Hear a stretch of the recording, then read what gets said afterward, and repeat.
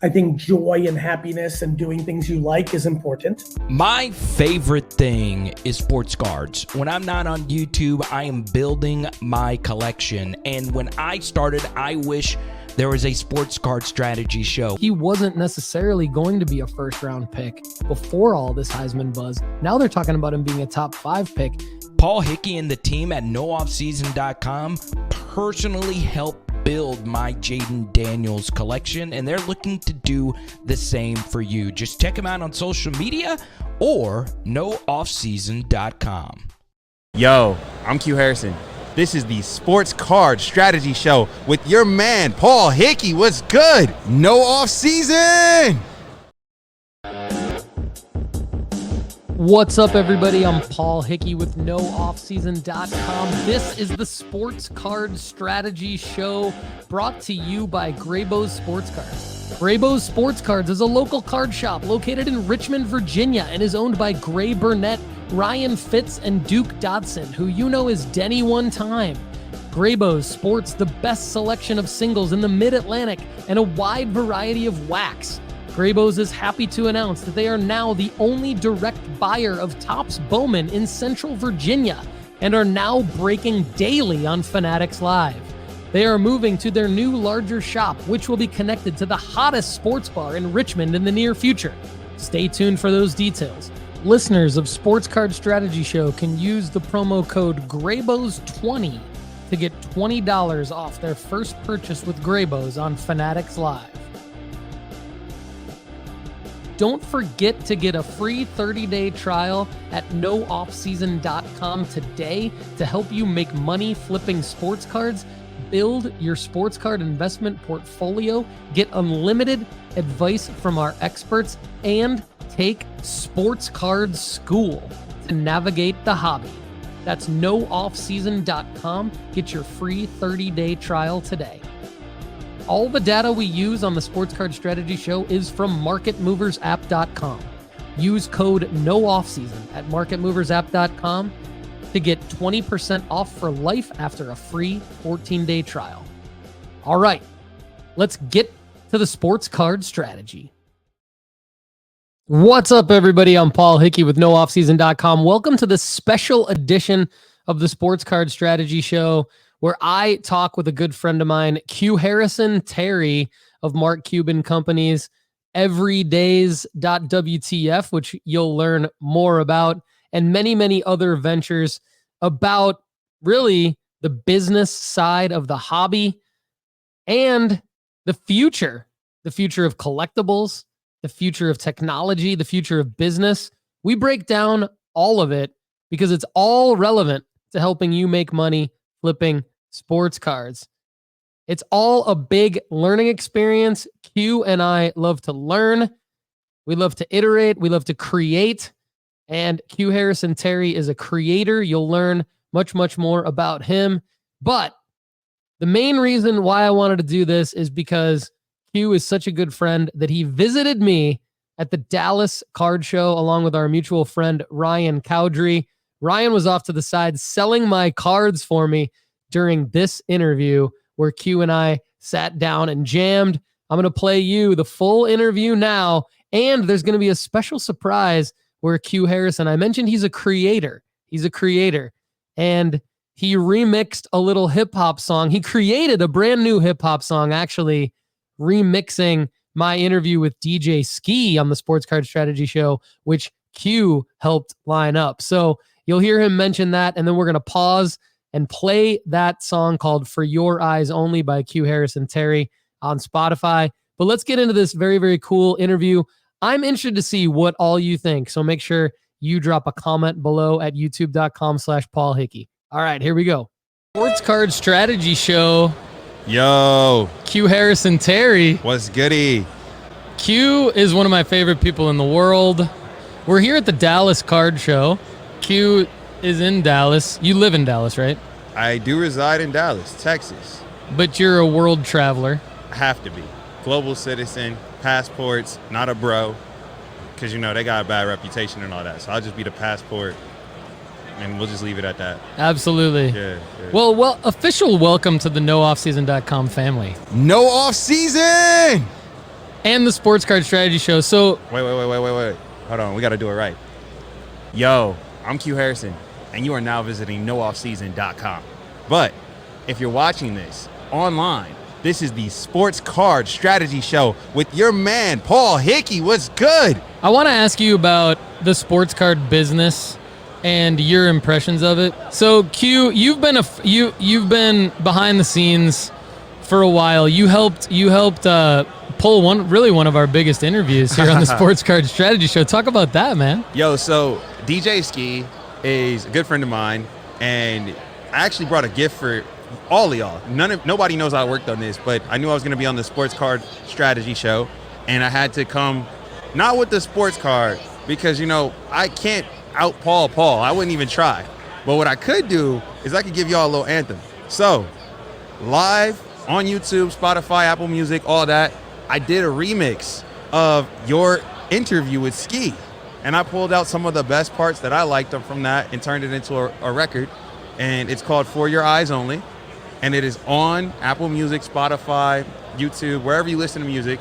Just type in my name and For Your Eyes Only, and you'll know that you'll hear Paul's voice and Ski's voice. Let's go. Thank you, man. I appreciate you. You got to go to where the people are, it's man. It's my love language. All right, so let's do it right now. Premiering on the Sports Card Strategy Show. I'm a big hip-hop fan, so we're going to do this right now. For Your Eyes Only by QuHarrison Terry. Let's go. Yo, I know you saw Ski's interview about the trading cards, bro. It's going crazy right now. He's going stupid, man. Ski's actually investing in these cards. Like, he got a fund and he's putting the money in. This is not a black card, but it costs like 5 of them. She think these is diamonds dancing, baby, this a hologram. Asking me how many do I have, like a lot of them. Asking me how much is all this worth, like a lot of M's. Look, but don't touch, don't you mess up my stuff. If you mess up my stuff, then you mess with my love. Look, but don't touch, don't you mess up my stuff. If you mess up my stuff, then you mess with my love. I'm a grade A player, they can't keep me in a frame. I'm the coldest and they know it, they can't keep me out the game. 7-3, Barry Bonds, they can't keep me off the base. But I gotta catch them all, they can't keep me out they face. I put this cash on these cards and we gon' stack out. Careful when you touching on my corners, don't you crash out. This my best investment inventory by the racks now. Lead this for my children and they bet not ever cash out. This is not a black car, but it costs like 5 of them. She think these is diamonds dancing, baby, this a hologram. Asking me how many do I have, like a lot of them. Asking me how much is all this worth, like a lot of M's. Look, but don't touch, don't you mess up my stuff. If you mess up my stuff, then you mess with my love. Look, but don't touch, don't you mess up my stuff. If you mess up my stuff, then you mess with my love. So I wanted to ask you, what are the top 3 factors you look for when starting or investing in a sports card hobby-related company? I think number 1 boils down to the team, right? You can have the best idea in the world, but you need the team that can go out and execute that.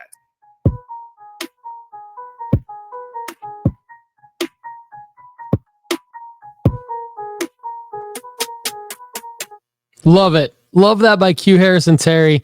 My man. Great anthem. I think he's right. I think that is an anthem for collectors, for investors, for flippers. And again, For Your Eyes Only by QuHarrison Terry. I played it on Spotify, but you can find it everywhere that Q says you can find it. Just type in his name and For Your Eyes Only. Let's get back to the interview. Thanks, Q. Let's do it. My love language is like people helping me in business and kind of propping me up in business. Yeah. And you've always been there for me, man. Like taking the time to do something like that, that's pretty solid. Hey, man. I appreciate it. I look at it like this, man. We're all trying to get time and attention. And if we actually collectively shared resources in that acquisition, we'd actually do pretty well. Because we all have pretty decent platforms. We all need a little bit of help with the strategy and execution part. But it's a lot easier for me to say, hey, I have this hot idea, give it to you, you share it. And now we're all getting collective benefit from it. And, I think also criticism is good too. If you're like, hey, I don't like it. Okay, well, what don't you like? Let's change it. And now I'm getting free critiques that I can now compete in the global landscape and hear like some perspectives that you just wouldn't get elsewhere. So I'm a fan of this, and I'm trying to be a big proponent of open sourcing the knowledge sharing and the collective building. We live in a time where communicating what you do at every incremental level is a necessary skill set in order to develop trust, which will lead to being able to broker for time and attention. Doesn't matter if you're Netflix, doesn't matter if you're a sports card business, it doesn't matter if you're a digital marketer, it doesn't matter. Everyone needs people's time and attention, and everyone's vying for it, from Netflix, YouTube, Google, the video games that are out there, the kids that are trying to wash the case. Like, we only have 24 hours in a day, and a lot of us gotta sleep and eat. I love it. And like, when I think about you and I working together and why we kind of vibe so well, I think like you had a business called Inevitable Human. Yep. And it was a I got an update for you on that. Okay, too. sweet. Yeah, okay. keep going. And it was a community where you would not only put out content, but there was always a feedback loop with the community. That's all I'm doing at nooffseason.com. That's all I'm doing. It's just and I think when you can find a niche, Yes. where it works. Yes. And I found sports cards as my niche where it works. Dude, so I love that you brought up Inevitable Human. I learned a lot with that business, and it proves that you knew me from way back when, right? So Inevitable Human was me basically going out in the world and saying, I love this whole concept of future thinking. There's so many new emerging technologies that are being created in our lifetime, right? We were talking about generative AI on Inevitable Human 7 years ago, which is insane when you think about it today. But we were talking about, hey, we're going to live in a world with agents, and these conversational agents are going to transform our lives in different domains and sectors. And now that's a reality today. The problem with the Inevitable Human was it was too, I was too, Were you above everybody? It was too complicated. Yeah, I know what you mean. Like, because I remember reading it and being like, I love this guy. Yeah. And I love what he's talking about. But at the time, I couldn't see like a practical application for what I could do with it in the moment. So I know what you mean. It was heady. And, you know, the problem with that was it went over a lot of people's heads. It didn't have that same impact. And that was a hard lesson to learn as a businessman, because, you know, we were making decent revenue. We were doing our thing, but, you know, the juice wasn't necessarily worth the squeeze on that one. But my passion for emerging technologies, future thinking, that didn't go anywhere. So what I would end up doing is I took a lot of the time and talent, and I sat with Ryan, and we got together and we said, okay, we can write, so let's try it on the book side.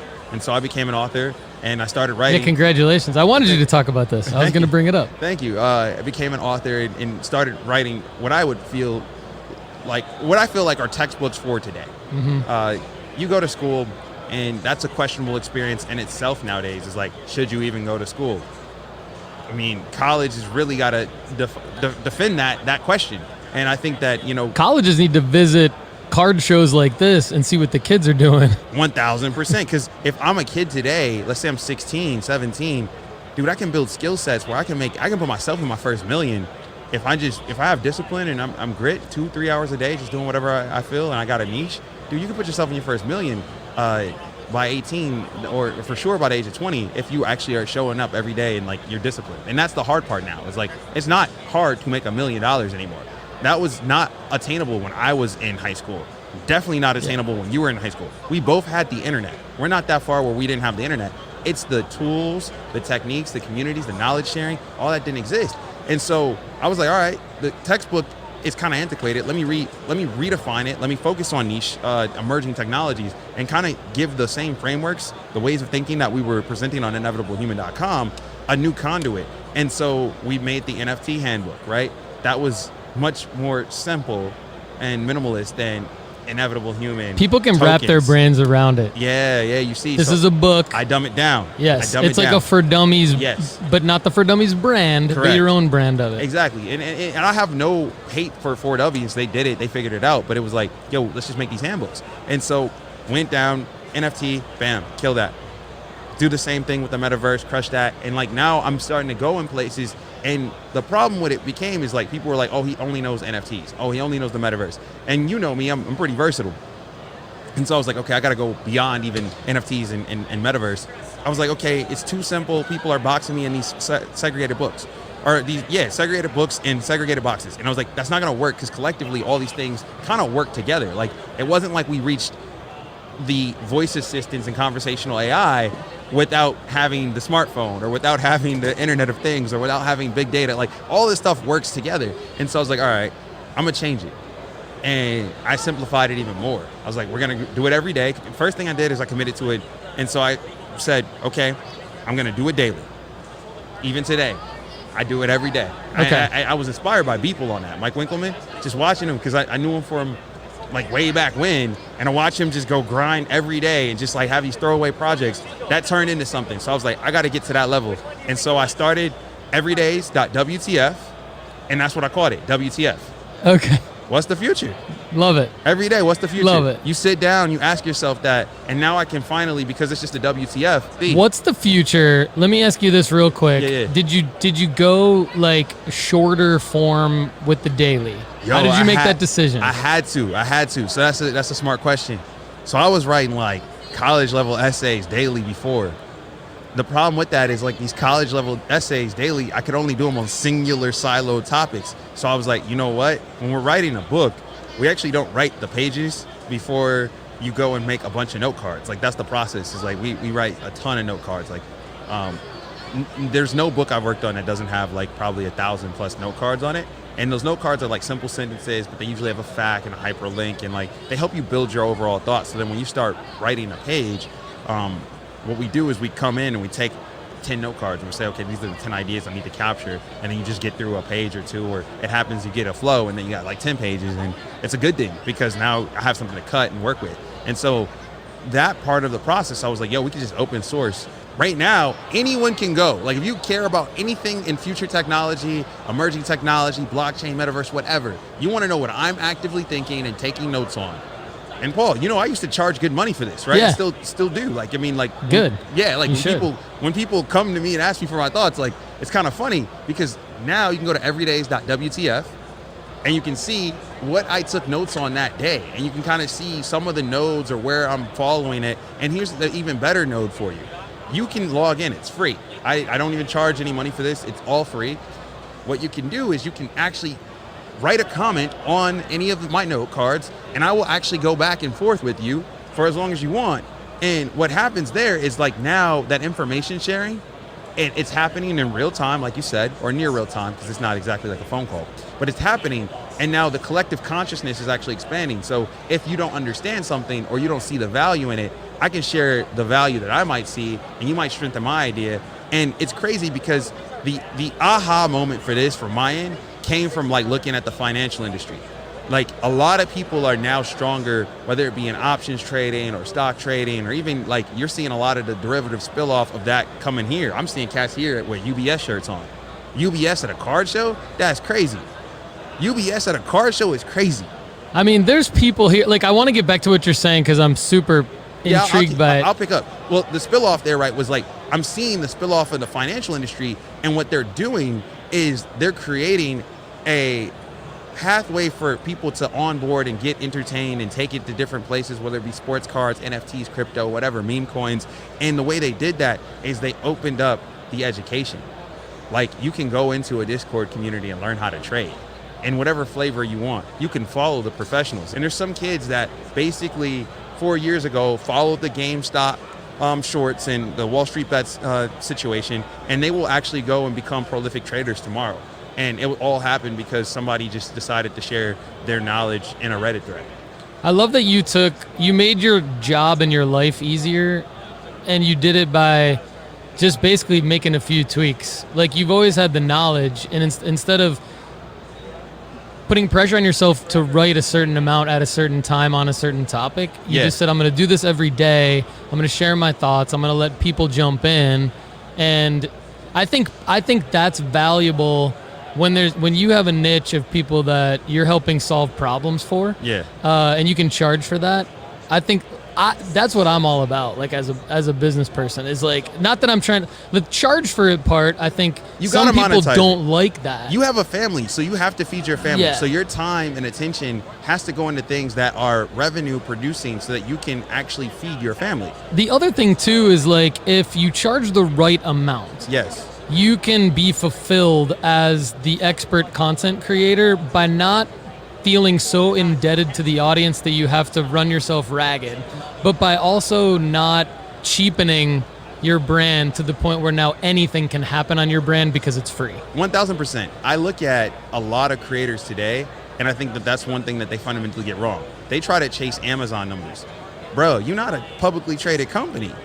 Your freedom number is a lot different Let's than what talk about Amazon this real has quick, to do. right? Like my overhead cost Yeah. is zero, basically. Yes. It's my time. Yes. So if I can optimize it the way that you've described, Yes. right? Now I'm in a situation where I don't need that much money to essentially feel like I have all the money in the world. Exactly, right? And you get to do the things that you love and are passionate about. And so what a lot of people, most people mistake this because they haven't found something they're passionate about that they can make money in. And so what they do is they trade their time for something that, you know, it pays the bills, right? And then they develop like a hobby or interest, but they don't actually have anything that energizes them through that whole circuit. And so they get drained at their actual job. They go and do a little bit of time on their hobby and interest, but it's like a part-time job kind of situation where it's like they show up to work this week, they might work next weekend, they might do it. But if you don't have that continual grind, it has to be consistent. You have to do it on a consistent enough basis. I'm not saying you got to be every day, but you got to show up to some extent. When you get that part right, what happens is the compounding interest. Like today, when you sell a card, you can just be in a podcast and talk to me and sell something for $375. Yeah. Right? When you first started on day zero, you would have said, Q, hold on. I got to look this up. I got to do that. Got to do that. Yes. But what happened is day zero. And I would have for been you- nervous about, like, is $375 enough? Yes. Like, you know, it would have been the Yes. whole thing. The confidence came from you showing up. Yeah. The confidence came from you looking up too. Yes. You know, people mess up. In three ways in the last minute, you've nailed who our target audience is. You've nailed like the nooffseason.com audience. Like, so the first way was UBS at a card show. Yep. Right? And then the second way was the people who are working hard at a job that they don't love and they need a hobby. No disrespect to all of you out there, but you all need a hobby to essentially cleanse your soul from the soul-crushing job that you have. And this hobby is great because it has nostalgia built in. Yes. So, and there's also a father-son dynamic to it too. Yeah. Where I can do this with my son. I can teach them business, right? Going back to that, I work at UBS. Yeah. I'm Yeah. stressed, right? I can teach you what it means to have an asset that appreciates with cards. So, exactly. And so the problem that I solve for the people that we just described is that when you have, let's just call it, like it literally is, males age 35 through 65. Like that's our audience. 1,000. And so they have disposable income, like ridiculous amounts of disposable income. Not And they- everybody, but some of them do. Most of them do. That's true. Like, Yeah. okay, so ridiculous amounts is like subjective to every person. Let's like say it's they got dependent on 500 every bucks. person. Most of them have To 500 some- bucks to throw on cards. Most of them have 500 bucks, Yeah. which to some people is a lot of money. Some of them have 5,000 bucks a month. Some of them have more than that, right? Yes, yes. And they each want to spend this money on cards. My thing is, with the millions and millions and millions of cards out there, and you know this because Right. you understand the collectible space, you can waste. You could buy the Pikachu plushie. Oh, I'm going to get that. No disrespect, but you could buy a card that's like that for $100 that's worth 10 easily. 1,000%. And what I'm here to do is to be like, look, I don't want you to do that because for many reasons. Because I want you to make money, but I want you to make money so that you can feel good about yourself in your hobby. Yeah, I mean, I'm going to talk on a couple things. I'm going to talk on that, but I got to address. If you're in the chat and y'all know anything about Pokemon, go ahead, drop a charge emoji, all of that. I'm going to come back through and I'll give you a like too. We don't have a Pokemon analyst. Maybe we need to tap into QuHarrison as a Pokemon analyst for nooffseason.com. I'll consider it. Okay, You know, we'll talk about it offline. But Okay. I mean, Pokemon, if you understand it, it's not as old. I think I am actually older than Pokemon, which is crazy, right? Like age-wise, like the brand hasn't been around longer than I've been alive, which is wild. Like we're right neck and neck. But it is like in the top 4 brands in the world as it relates to. I hate doing this on podcasts when I don't have the actual stats, but it's like one of the top 4 most profitable brands. Actually, I'm gonna do this. Yo, Ryan, can you look up this real quick? Pokemon is what number brand in the world when it comes to like profitability and stuff. So we'll get that stat because I don't like sharing false He likes to be information. accurate. That's why we like each other, because Yeah. we like to be accurate. So it's a top 4 brand when it comes to like stats and stuff like that.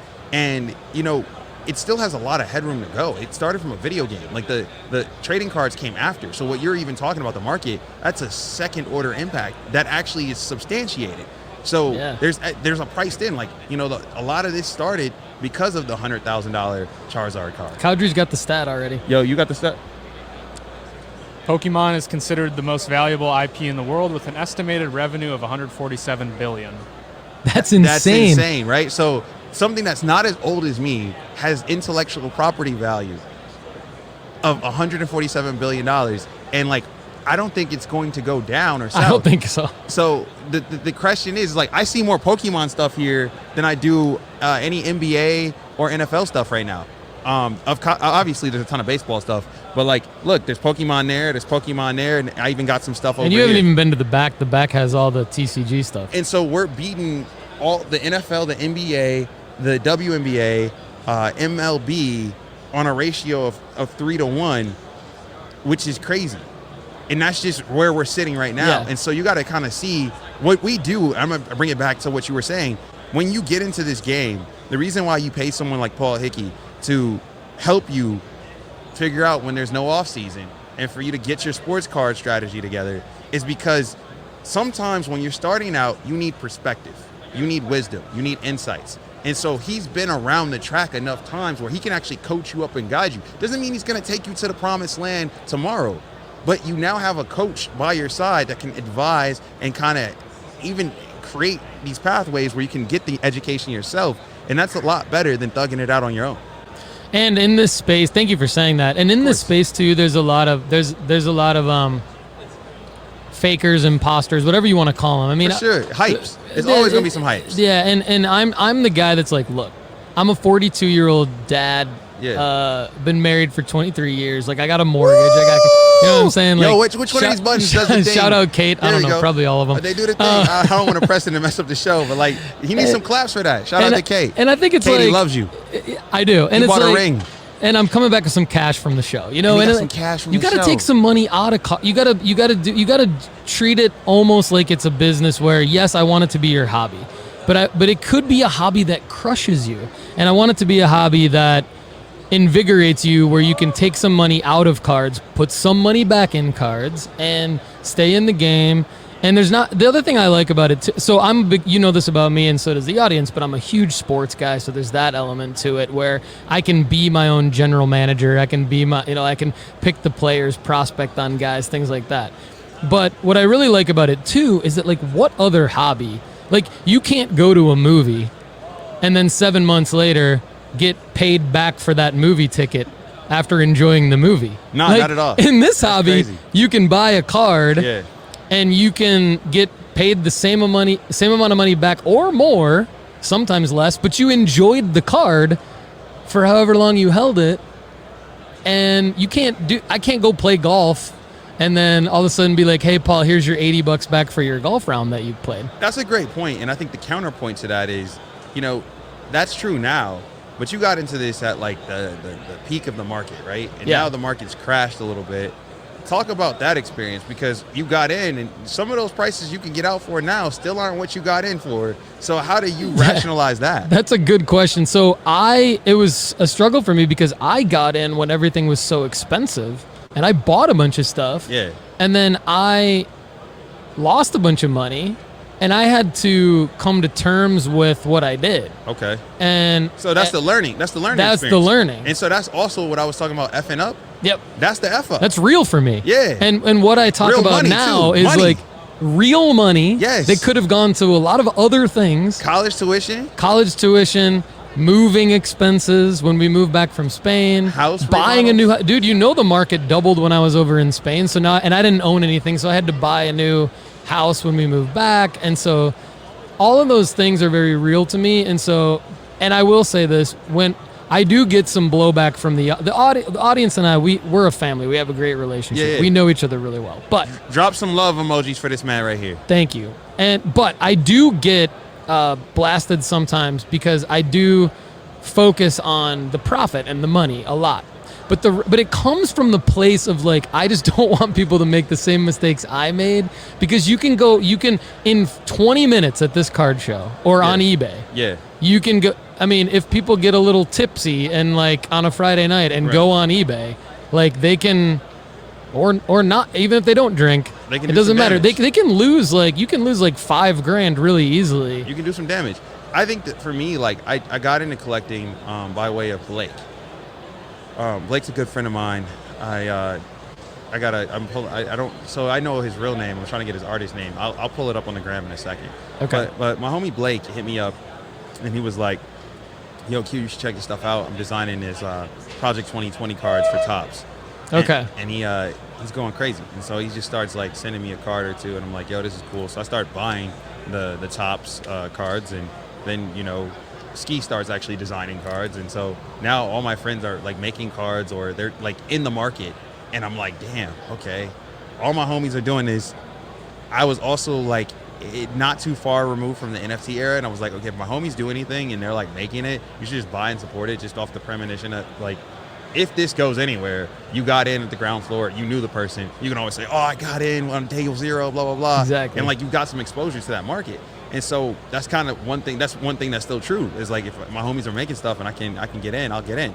And that was the thesis. I got in, and this stuff explodes. It explodes. But then at that point, this is time consuming, right? Like to sell cards and flip Yes, this that's is not great. easy. It's not an easy hustle. Like, I respect everybody that is listening to this show, that's been following Paul. Y'all are following Paul and Kendall. Shout out to them, because they actually put their hard-earned time. Paul's been out here in Texas grinding. He went through a storm to get here. He's been here day and night. I don't know how he's managing to maintain a family and relationships and all that, but he's doing it. He's thugging it out. And because of that, you're getting to now just pay a little fee and get his time, knowledge, and experience concentrated into these feeds. And he still has to even edit this show. Like, this is not something that, like, it's already made. And so I say all that to say, Blake comes to me and he's like, yo, I got these cards. And it just became too many, Paul. Like, I've got a case and a half at the crib on display. Very nice stuff, from Otani to anything you can probably imagine that they created or made in that sequence. And it was cool. But dude, I don't have time to flip and say, this is worth $375. This is dropped. I need to get it and out of that. So I just had to accept it and say, I collected it. I enjoy it. It creates a certain ambiance in my place. I've got to dust it now because the cards, they collect dust. But, we have a relationship. Did I dust it every 3 months or not? And if it's dusty, I can see when somebody touched my cards because they're going to leave their dust prints everywhere. So I enjoy that experience. And it's one of those things where when I move, maybe I don't want that experience anymore. And so I'll call someone like you or a hit ski and say, yo, I'm sending all this stuff back to you, unload it if it's worth anything. And if not, maybe I can start some kid's collection, because I think also our affinity for stuff is just disproportionate. Like when I go to Japan, and I spend a lot of time out there, but when I go to Japan, minimalism is not a thing. It's a way of life. It is the thing. It's the only thing. And you actually have a different functional relationship with stuff. Yeah. And, coming back to America, when I look at my space in Japan and I look at my space in America, what happens is I'm like, wow, I just have so much stuff, and I'm using it in an inefficient means and way. And so we have to, like, as Americans, build a little bit of just a reality check inside to say, like, hey, we actually don't need all this stuff. And like, we should be willing to like help somebody else out. And it doesn't always have to be a trade. It can be a trade. I'm not saying give away your $4,000 TV, but I'm saying that like some of this stuff really, what does it mean if you've already experienced it and had it and enjoyed it? Yeah. When you can provide some value to the next person, and if they can appreciate it, even better. You nailed it, man. I mean, I've challenged some collect. There's a lot of great content creators in the hobby, and they're about collecting, right? And that's awesome, because it's like they're great curators and they're great educators and they're great people. But I like to challenge when we collab. I like to challenge them, and I like to challenge their audience because of what you just said. I like to say things like, when you're buying this, what's your end goal? And sometimes it's met with, I don't know, I just love it. And who am I to say that that's wrong? But at the same time, you can't love everything. Exactly. I mean, if we go, you have to have a strategy behind why you're even collecting something. Otherwise, you end up in a situation where you just have too much stuff. But I mean, think about it. Here's the if I manage a lot of teams, and I realize that relationships are a great way to teach people things, because everyone wants a relationship to some extent. So guy or girl, whatever, right? You go to a social outing, club, event, whatever, and you're there to meet people, you can't love everybody. You might like this one, that one, this one, that one, but you can't like everybody. And so fundamentally what you have to do is you have to make a choice. Well, I'm going to be with this one or that one. Or some people that come in and say, I'm going to get this one and that one and hold it until I'm left with one. Yes, and now a lot of great. That's a great analogy, by the way. I love that. You can't love every, but like a lot of great collectors will kind of meet my reply with like, okay, so here's what we do.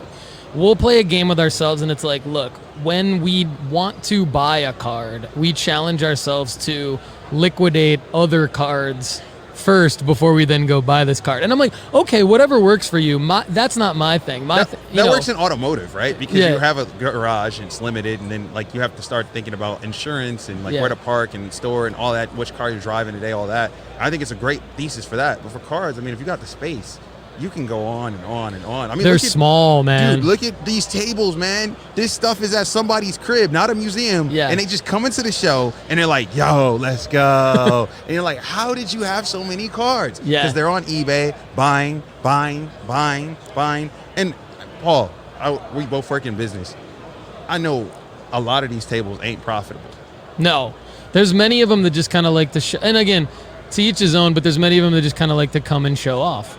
And I guess that's part of it. It's a flex. It's a flex. Yeah. It's a flex. I get it. But like, if you're running a business, you know, Mark Cuban always says, you know, sales cures all.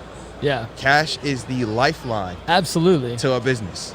And if you're not getting sales, you're not generating enough cash, you don't have a business. And then back to my point, you're at the risk of just not being in the hobby anymore, because there's so many like YouTube videos about, I'm depressed because of the cards that I bought. I got divorced because of the cards that I bought. Those are real life issues that people are facing with a hobby like this, because it can be a bit of an addiction. And my point is, like, when you go through my quote unquote program, right? NoOffSeason.com, all the content that we're putting out all the time.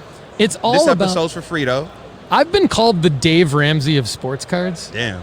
By some of my audience members. From a financial dollars and cents smarts standpoint, right? I'm the trainer of the hobby. I'm the person that comes out and says, why are you, if you buy that, only buy that if you have a selling marker in mind. Only buy that if you know when you can sell it. Even if you're going to collect something, right? Fine, collect it. But don't you want it to go up in value? Don't you want to not get stuck with it? Don't you want to have like some?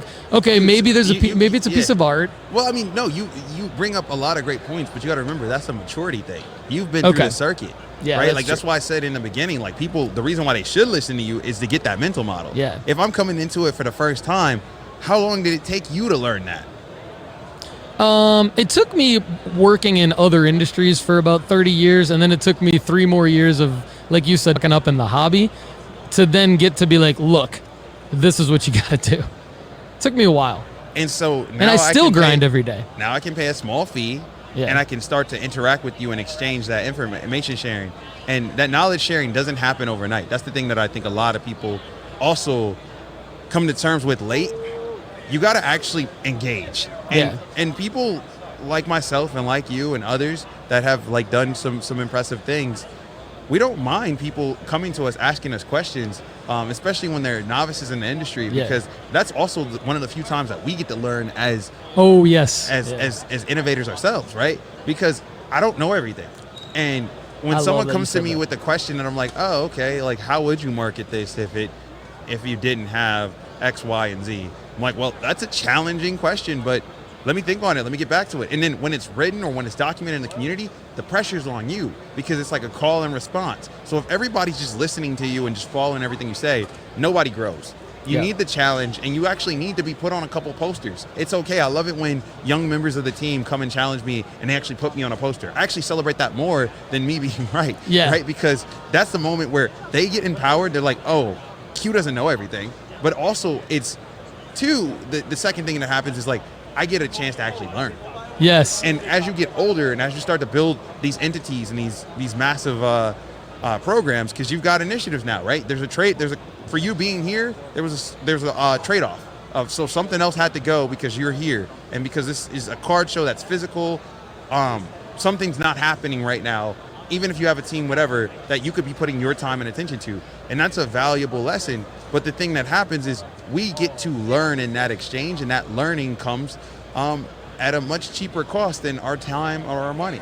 I love this space that I'm in right now because of the learning. Yeah. I'm so glad you brought that up because I always forget to talk about that. But that's like I sat at someone's booth. I had no intention of doing what I ended up doing at someone's booth the other day. And I ended up just listening to some people and their conversation about what they should do about potentially grading a card. Right. And I sat there because the guy had way more experience than I did at specific situations grading cards. And I could do that all day. Like I get as much out of that coming to a show like this as I get out of like making money at the table. And that's why you got to show up every single day, because you never know when that ephemeral situation is going to happen that has like that serendipitous component to it, because that was a fleeting moment. It's not like the guy's at that table right now talking about, oh, that exact thing, card. that exact problem. Exactly. And it's serendipitous to you because you get a chance to actually have that aha moment that changes your life and your community. And you bond with those two people over that problem and build the relationship. Which compounds over time. Absolutely. And that builds a network. Fanatics came in. So, like, you know Michael Rubin and Fanatics. Like, they came in and they bought all the licensing. Not only did they buy all the licensing to the players associations and the leagues to create the cards, but they partnered with the leagues. They made the leagues partners in. So my thing is, like, I think that the way that we've seen sports betting, which is a whole other topic that we won't get into, be integrated into like the broadcast, I think we're going to see like rookie cards integrated into the broadcast, rookie card pricing and things like that. Michael Rubin's a G. I love it. I've actually gotten a chance to work with him alongside the Shark Tank stuff. So there's a Shark Tank company called Glove Wrap, started by a young kid named Gavin. Gavin's great, and his whole team's amazing. But Gavin got a deal with Mark Cuban and Michael Rubin, and they're crushing it. But one of the things that, you know, Michael Rubin was really instrumental on was helping him get the licensing information that he needed. And, you know, it's crazy that Gavin, young entrepreneur, has a deal with the MLB, and they're like the official glove wrap for the MLB. That's awesome. And it's just glove wraps. And it's crazy that that's something where, you know, someone that's 10 can plug in, go from someone that's a master at licensing and knowing how to navigate that, and like has figured it out, where if they just listen to a little bit of game, they can actually start to see success and see things change on their own. And like, if you see Gavin's story, you'll be like, whoa, like that kid knows what he's doing. And the whole point I bring on that is like, it's no different than the Sports Card Strategy show. If you show up, you ask Paul a bunch of questions, Paul can tell you how he did what he did. He can't do it for you, but you can kind of start to visualize, like what we were talking about earlier, where it's like sometimes you have an idea and you can just kind of see yourself not going all the way through with that idea because you visualize something different. You can see that with like, you can learn to do that. Is that something that like ideas? Do certain people have that? Does everybody have that? I'm curious, but because the way my mind works is like I'll see it like pretty. I've been faster. Like it used to take me a while. Yeah, it used to take me like months. Now it takes me like minutes. But it took me months. It's like a muscle, man. Maybe 20 years ago. Now I'm 42. It takes me minutes to be like, okay, this is an idea. No. It's a muscle, man. Everybody can't do 300 push-ups on day one, right? But you can start with one and you can work your way up. Everybody can start with one and work their way up. So if it takes you a month to realize why something won't work out for you, that's okay. You learned it. The next time it might only take you 2 weeks. Then the next time it might take you a week. And then the next time it might take you a day. Then it might take you 10 seconds. But it's a muscle. You have to work it. And the mind is great if you put the right things into it, right? So you have to have the right inputs. You have to have the right mentors. You have to have the right tools. I think we don't talk enough about tools. You have a podcast, but if you didn't buy this Rode Podcaster, whatever, I don't know if this is 1, 2, 3, 4, whatever, you went and got the right gear, even bought the Shure microphones. Any podcaster that's watching this knows that, okay, that's an ample setup. He's not here with the iPhone and trying to like jerry rig it.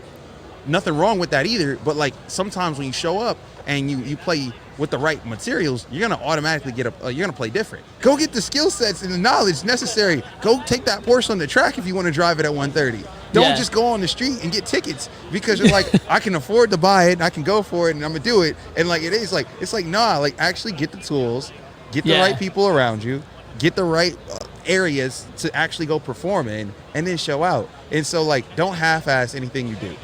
You show up no matter what age you are, and you're ready to play. You get the process down, you get the people down, and you get the tools down.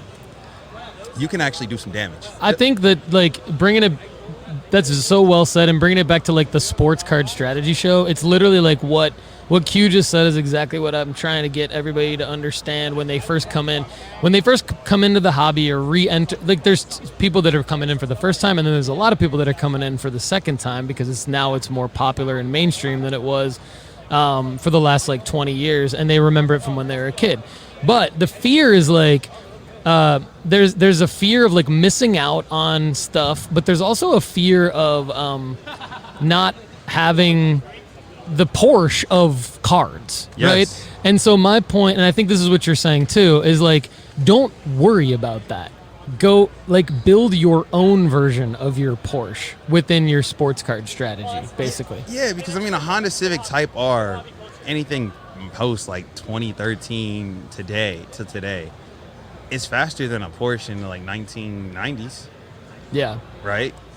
I mean, and if you can't drive that thing like you would a Porsche in the 1990s, who actually thinks you're gonna drive, a Porsche? I mean, the brakes change, and there's some things that change. I get it. Like if you're a gearhead, you get it. There's some things that change. But if you can't drive the mess out of a Type R Honda Civic, you're not gonna hop in a Porsche today and do it much different. Yeah.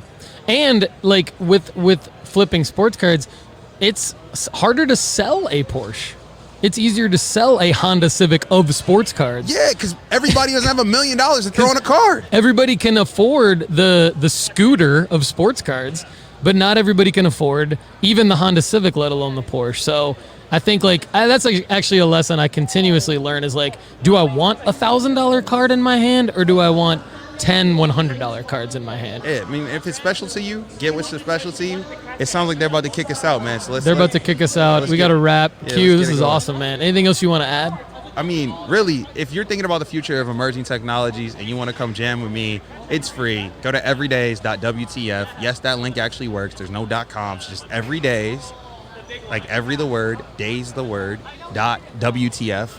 And come jam about the future. I'll be there. Try to catch me slipping too, right? Like, yeah. I said I was going to show up every day. I'll be there. You can be one of those people where he ain't do it every days today. He ain't do that every days. I mean, I Central Time now, y'all. Central Time. I don't want you to call me and be like, it's not at 1 a.m.